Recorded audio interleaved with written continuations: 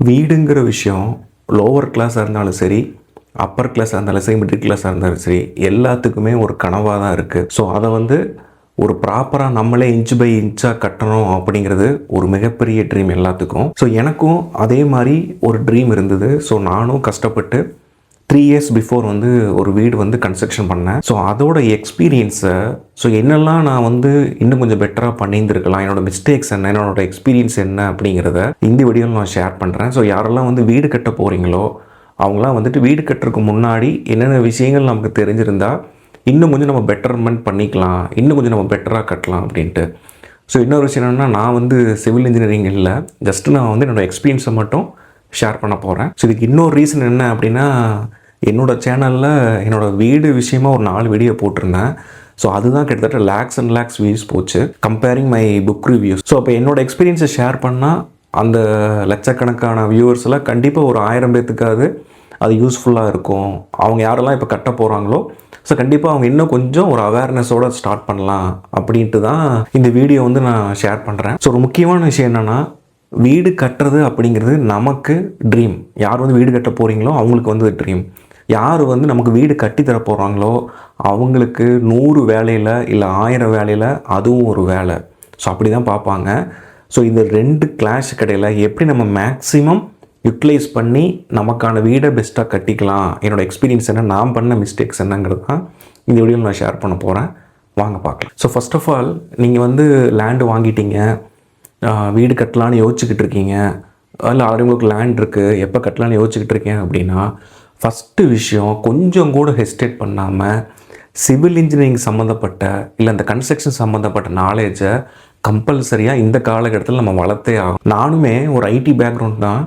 ஆனால் முடிஞ்ச அளவுக்கு நான் கன்ஸ்ட்ரக்ஷன் பண்ணுறதுக்கு முன்னாடி என்னென்ன விஷயங்கள் தெரிஞ்சுக்கணுமோ, அதாவது எவ்வளோ மணல் போடணும், எவ்வளோ சிமெண்ட் போடணும் கலவைக்கு, செங்கல் வந்து எப்படி வாங்கணும், சேம்பர் பிரிக்ஸ்னால் என்ன, ஸோ ஒயர் கட் பிரிக்ஸ்னால் என்ன, ஸோ இந்த மாதிரி விஷயங்கள்லாம் வந்துட்டு உங்களால் எவ்வளோக்கு நாலேஜ் வந்து கேதர் பண்ண முடியுமோ கம்பல்சரியாக நீங்கள் பண்ணிக்கங்க. இதுதான் நீங்கள் பண்ண வேண்டிய ஃபஸ்ட்டு விஷயம். இப்போ வந்து நமக்கு நிறைய ரிசோர்ஸஸ் இருக்குது. ஈவன் இப்போ நான் போட்டது 4 வீடியோஸ் பார்த்தீங்கன்னாலே ஒரு பேசிக் நாலேஜ் வந்து கிடைக்கும்.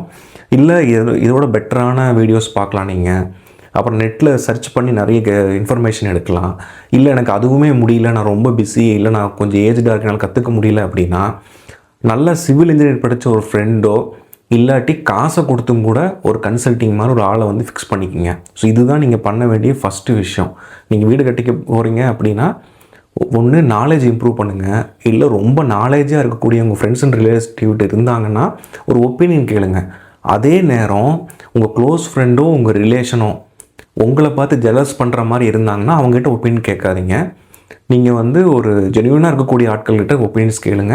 இல்லாட்டி ஒரு தேர்டு ஹையர் பண்ணி உங்கள் ஃபீட்பேக்ஸை, அதாவது உங்களோட சிவில் சம்மந்தப்பட்ட டவுட்ஸு எப்படி கட்டலாம், இந்த மாதிரி ராவாக வந்துட்டு எல்லா விஷயங்களையும் வந்து கேதர் பண்ணுங்கள். இதுதான் நீங்கள் பண்ண வேண்டிய ஃபஸ்ட்டு விஷயம். கிட்டத்தட்ட ஒரு 170% பேர் என்ன பண்ணுவோம்னா, ஒரு வீடு கட்டுறோம் அப்படின்னா கம்பல்சரி லோனுக்கு போயிருப்போம். ஸோ அப்போ என்ன பண்ணுங்கன்னா, உங்கள் டோட்டல் ப்ராஜெக்ட் வேல்யூவில் ஒரு 25% வந்து எக்ஸ்ட்ரா மணி வச்சுக்கோங்க. இப்போ எக்ஸாம்பிள் வந்து, இப்போ நான் வந்து ஒரு சிவில் இன்ஜினியரை ஹையர் பண்ணி ஒரு ரஃபாக ஒரு விஷயம் நான் கால்குலேட் பண்ணி வச்சுருக்கேன்னு வச்சுக்கலாம்.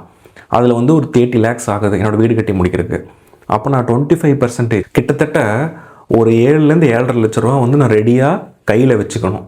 எதுக்கு அப்படின்னா, இப்போ எக்ஸாம்பிள் வந்து இந்த மந்த்து 26 ஜூலையில் வந்து நான் வீடு கட்ட ஸ்டார்ட் பண்ணுறேன் அப்படின்னா, நான் கட்டி முடிக்கிறதுக்கு எப்படியும் 1 year 8 month, மினிமம் 8லேருந்து 1 year கம்பல்சரி ஆயிரும்.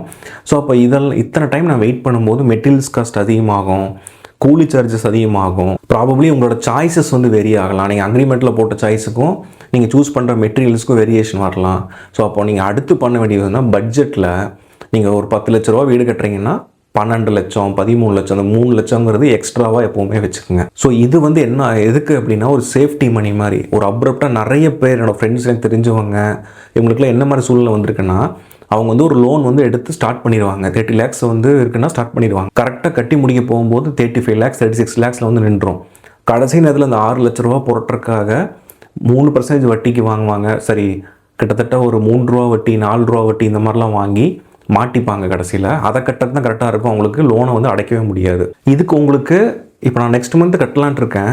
ஆனால் ஒரு இந்த சேவிங்ஸ் நான் பண்ணுறதுக்கு குறைஞ்சது ஒரு 10% ஒரு அமௌண்ட்டை நான் எக்ஸ்ட்ரா வச்சுக்கிறதுக்கு இன்னும் ஒரு 6லேருந்து 1 வருஷம் எடுக்கும்னா தாராளமாக டைம் எடுத்துக்குங்க. ஏன்னா நம்ம ஒரு லோனில் வந்து மாட்டி கஷ்டப்படுறத விட வெயிட் பண்ணி பொறுமையாக ஸ்டார்ட் பண்ணுறது தப்பு இல்லை. அடுத்து 3வது விஷயம் என்னென்னா, சிவில் இன்ஜினியரிங். அதாவது நம்ம ஒரு வீடு கட்டுறோம் அப்படின்னா ஜஸ்ட் ஒரு சிவில் இன்ஜினியர் மட்டும் சம்மந்தப்பட்ட விஷயம் அது இல்லை.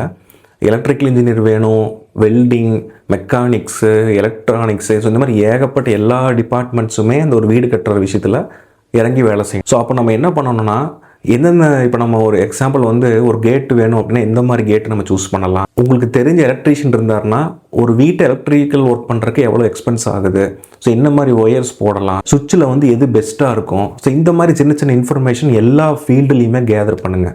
ஏன்னா நம்ம ஒரே ஒரு விஷயத்தை மட்டும் ஃபோக்கஸ் பண்ணிகிட்டு இருப்போம். நல்ல டோர் வேணும், நல்ல ஜன்னல், இப்படியே சில விஷயங்கள் மட்டும் சில பேர் ஃபோக்கஸ் பண்ணிகிட்டு இருப்பாங்க. மற்ற சில விஷயங்களை விட்டுருவாங்க. என்ன மாதிரி ஒயர் போடுறாங்க, சுவிட்சஸில் வந்து ஏமாந்துருவாங்க, பெயிண்டிங்கில் ஏமாந்துருவாங்க. ஸோ இந்த மாதிரி விஷயங்கள்லாம் இல்லாமல் ஓவரால் வந்து இது என்ன புரிஞ்சுக்கணும் அப்படின்னா எல்லா விஷயங்களும் சேர்ந்தது தான் வந்துட்டு சிவில் இன்ஜினியரிங். அப்போ நமக்கு ஓவரால் எல்லா இன்ஃபர்மேஷனையும் முடிஞ்ச அளவுக்கு நீங்கள் கொஞ்சம் கொஞ்சமாக போகும்போது சிவில் சம்மந்தமாக பேசுங்க. உங்கள் ஃப்ரெண்ட்ஸ் யாருக்கு அந்த விஷயம் தெரியும், ரீசெண்டாக வீடு கட்டியிருக்காங்கன்னா அவங்ககிட்ட இருக்கக்கூடிய எக்ஸ்பீரியன்ஸை கண்டிப்பாக கேதர் பண்ணு. ஸோ அடுத்த விஷயம் என்னென்னா, நீங்கள் வந்து இப்போ ஒரு லேண்ட் பர்ச்சேஸ் பண்ணியிருக்கீங்க, 3.5 சென்ட் இல்லை ஒரு 5 சென்ட் 7 சென்ட் பர்ச்சேஸ் பண்ணியிருக்கீங்க அப்படின்னா நீங்கள் உடனடியாக என்ன பண்ணுங்கன்னா ப்ராப்பராக வந்துட்டு அதை மெஷர் பண்ணிக்கிங்க. கன்ஸ்ட்ரக்ஷன் ஸ்டார்ட் பண்ணுறதுக்கு முன்னாடி மெஷர் பண்ணிவிட்டு முடிஞ்சால் அந்த 4 கார்னர்ஸ்லேயும் வந்துட்டு ஒரு சின்னதாக ராட் அடித்து ஒரு நூல் மாதிரி கட்டிடுங்க. இது ஃப்யூச்சரில் என்ன ஆகும்னா, இப்போ நான் வந்து கன்ஸ்ட்ரக்ஷன் பண்ணும்போது இன்ஜினியர்கிட்ட நிறைய டைம் சொன்னேன், நீங்கள் வந்து அந்த மார்க் ஃபுல்லாக இது பண்ணிடுங்க அப்படின்ட்டு. கடைசியாக அந்த காம்பவுண்ட் வால் எடுக்கும்போது ஏகப்பட்ட குழப்பங்கள் வந்துச்சு. அப்போ வந்து அளவு எடுத்து இந்த சைடாக அந்த எங்கள் வீட்டுக்கு பின்னாடி கட்டுறவங்க அப்படி இருக்கும்போது எப்படி வைக்கணும், அப்போ வந்து மெஷர் பண்ணுறத விட நீங்கள் என்ன பண்ணலான்னா, லேண்டு வாங்கி கொஞ்ச நாள்லேயே என்ன பண்ணிக்கிங்க, ப்ராப்பராக வந்து மெஷர் பண்ணிக்கிங்க. இன்னொரு முக்கியமான விஷயம், என்னோடய பேட் எக்ஸ்பீரியன்ஸ் என்ன அப்படின்னா, இன்ஜினியர் வந்து கன்ஸ்ட்ரக்ஷன் ஸ்டார்ட் பண்ண ஆரம்பிச்சிட்டாரு. ஆனால் அதுக்கப்புறம் தான் தெரிய வந்தது, கடைசியில் கட்டும்போது ஒரு காம்பவுண்ட் வாலுக்கான ஸ்பேஸ் இல்லை. ஏன் இல்லைன்னா லேண்டு வந்து கொஞ்சம் டில்ட் ஆகிடுது. அவங்க டயக்ராமில் இருந்த ஒரு மெஷர்மெண்ட் வேறு மாதிரி இருந்தது. கட்ட ஸ்டார்ட் பண்ணி ஆரம்பிக்கும்போது லைட்டாக ஒரு கிராஸ் வந்துருச்சு, ஒரு டில்ட் ஆயிடுச்சு. ஸோ இதை வந்து எனக்கு முதல்ல இதை பற்றின அவேர்னஸ் இல்லை. ஸோ ப்ராப்பராக நீங்கள் லேண்டு வாங்கணும்னு உடனடியாக பண்ண வேண்டிய விஷயம் என்னென்னா, சுற்றி மெஷர்மெண்ட் பண்ணி முடிஞ்சால் 4 சைடும் ஒரு பெரிய த்ரெட்டை கட்டி விட்டுருங்க. ஒரு பெரிய கயிறு அந்த மாதிரி கட்டி ப்ராப்பராக உங்களோட லேண்டுக்குள்ளே இருக்கிற மாதிரி பார்த்துக்குங்க. இது வந்து ரொம்ப ரொம்ப முக்கியமான விஷயம். ஓகே, இப்போ அடுத்து முக்கியமான விஷயம் என்னென்னா, வீடு கட்டுறதுக்கு ஒரு இன்ஜினியரை வந்து நம்ம கண்டிப்பாக சூஸ் பண்ணி ஆகணும். சில பேர் வந்து மேஸ்திரி வச்சே கட்டுவாங்க. ஸோ என்னோட சஜஷன் என்னென்னா, ப்ராப்பராக ஒரு இன்ஜினியர் வச்சு கட்டும்போது அந்த ஒரு ப்ரொஃபஷனலாக வந்து கம்ப்ளீட் ஆகும் அப்படிங்கிறது என்னோட ஒப்பீனியன். ஸோ உங்களுக்கு நல்ல ஒரு மேஸ்திரி இருக்காங்கன்னா அவங்களை சூஸ் பண்ணிக்கோங்க. அதேமாதிரி இன்ஜினியர் இருக்காங்க அப்படின்னா, உங்களுக்கு யாரும் இன்ஜினியர்ஸ் தெரியல அப்படின்னா உங்கள் நெட்டில் வந்துட்டு சிவில் இன்ஜினியர்னு அடிச்சுட்டு லோக்கலில் இருக்கக்கூடிய ஒரு குறைஞ்சது ஒரு 10 பேர்த்தையாவது மீட் பண்ணுங்கள். மீட் பண்ணி எல்லாத்துக்கிட்டையும் பேசுங்க. அவங்களோட அப்ரோச் எப்படி இருக்குது, ஆட்டிடியூடு எப்படி இருக்குது. ஏன்னா மோஸ்ட் ஆஃப் த பர்சன் வந்து அதை ஒரு பிஸ்னஸாக எடுக்கிறனால ஃபஸ்ட்டு உங்களோட வந்து மீட் பண்ண உடனே உங்களை லூஸ் பண்ணக்கூடாதுங்கிறதுக்காக மேக்ஸிமம் வந்துட்டு ஃப்ரெண்ட்லியாக பேசுவாங்க, பண்ணிடலாம்பாங்க, நீங்கள் என்ன சொன்னாலும் சரிம்பாங்க. ஸோ இதெல்லாம் கேட்குற மாதிரி கேட்டுகிட்டே இருங்க. ஆனால் அப்சர்வ் பண்ணுங்கள், அவங்களோட ப்ரீவியஸ் ப்ராஜெக்ட் அவங்க மேக்ஸிமம் வீடு கட்டி அவங்க நீங்கள் எதை கேட்குறீங்கன்னா இந்த மாதிரி வந்து ஓகே உங்களோட ப்ராஜெக்ட் காட்டுங்க அப்படின்னா சமீபத்தில் கட்டி முடிச்சு புது வீட்டை தான் காமிப்பாங்க. நீங்கள் அந்த வீட்டை பார்க்காதீங்க. ப்ரீவியஸாக ஒரு கட்டி 5 வருஷம் ஆன 6 வருஷம் ஆன வீட்டுக்குள்ளே போய் பாருங்கள். ஸோ அப்போ தான் அந்த பெயிண்டிங்லாம் எப்படி இருக்குது, கிராக்ஸ் தான் வந்திருக்கா, அவங்களோட எக்ஸ்பீரியன்ஸ் எப்படி இருக்குது, வேறு ஏதாவது ஒரு 3 இயர் ஓல்டு ஆனதுக்கப்புறம் தான் ஆக்சுவல் அந்த பில்டிங்கோட ஸ்ட்ரென்த் என்னென்ன மாதிரிலாம் பிரச்சனைகள் இருந்ததுன்னு கண்டிப்பாக நமக்கு தெரிய வரும். ஸோ அந்த மாதிரி அனலைஸ் பண்ணுங்கள். இதுக்கும் டைம் எடுத்து மினிமம் ஒரு 3 to 6 months கிட்ட அனலைஸ் பண்ணுங்கள். அனலைஸ் பண்ணி குறைஞ்சது ஒரு 10 இன்ஜினியர்ஸ் ஆகுது மீட் பண்ணுங்கள். நீங்கள் இருக்கிற பெரிய இன்ஜினியராக இருந்தாலும் பரவாயில்ல, நீங்கள் பாட்டில் போய் பேசி ஒரு கொட்டேஷன் வாங்குங்க. இந்த மாதிரி வந்துட்டு நான் கட்டலான் இருக்கேன், என்ன பண்ணலாம் எது பண்ணலாம்னு சொல்லி பேசி அந்த இன்ஜினியர் எப்படி அனலைஸ் பண்ணுங்கள், விசாரிங்க. ஏன்னா நம்ம ப்ராஜெக்ட்குள்ளே போயிட்டோம் அப்படின்னா கன்ஸ்ட்ரக்ஷன் ஸ்டார்ட் பண்ணி கிட்டத்தட்ட ஒரு 40% 50% கன்ஸ்ட்ரக்ஷன் முடிஞ்சிருச்சு அப்படின்னா நம்ம அவங்க சொல்கிறத கேட்குற மாதிரி டிபெண்ட் ஆக ஆரம்பிச்சிருவோம்.